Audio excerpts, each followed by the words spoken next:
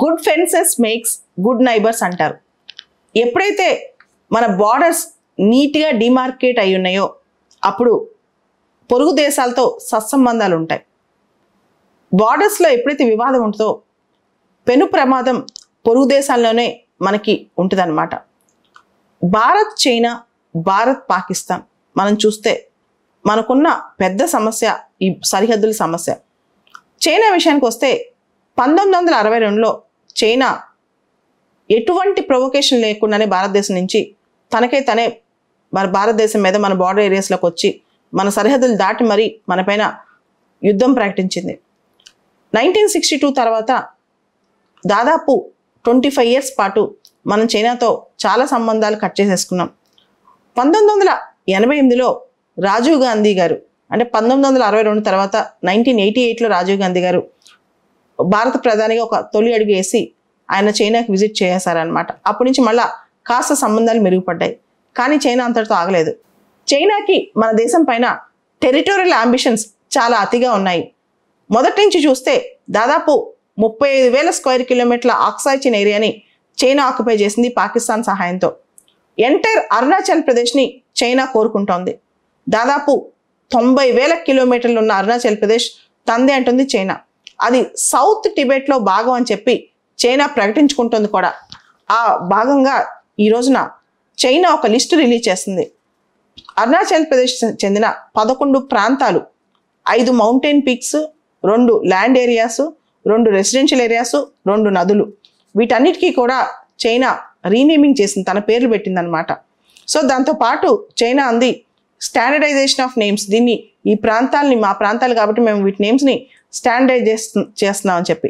అయితే ఇండియా దీన్ని రిజెక్ట్ చేసింది, భారీగానే తిప్పుకొట్టింది ఇండియా. అరుణాచల్ ప్రదేశ్ ఇప్పటికీ ఎప్పటికీ కూడా భారతదేశంలో భూభాగమే అని చెప్పి ఇండియా చెప్పింది.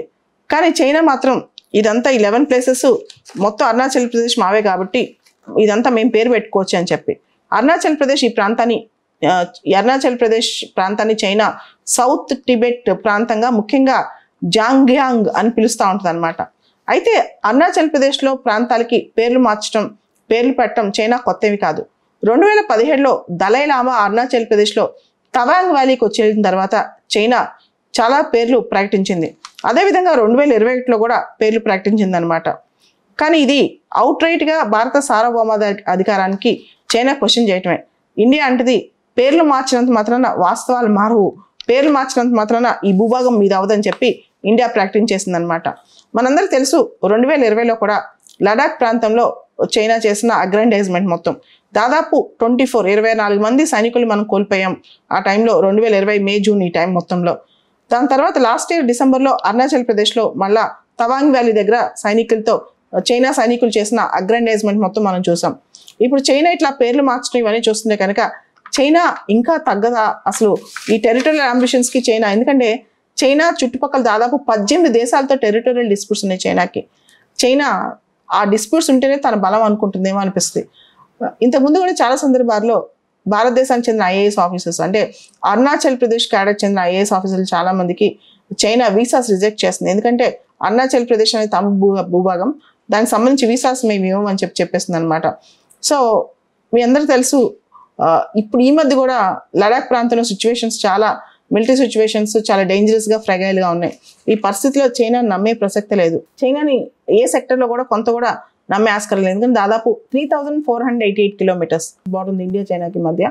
ఈ బార్డర్ విషయంలో మాత్రం western sector, central sector, eastern sector, ఇప్పుడు అరుణాచల్ ప్రదేశ్ అంటే ఈస్టర్న్ సెక్టర్లోకి వస్తుంది కాబట్టి మనం దీన్ని ఇంకా పటిష్టం చేయాల్సిన ఆవశ్యకత ఎంతైనా ఉంది.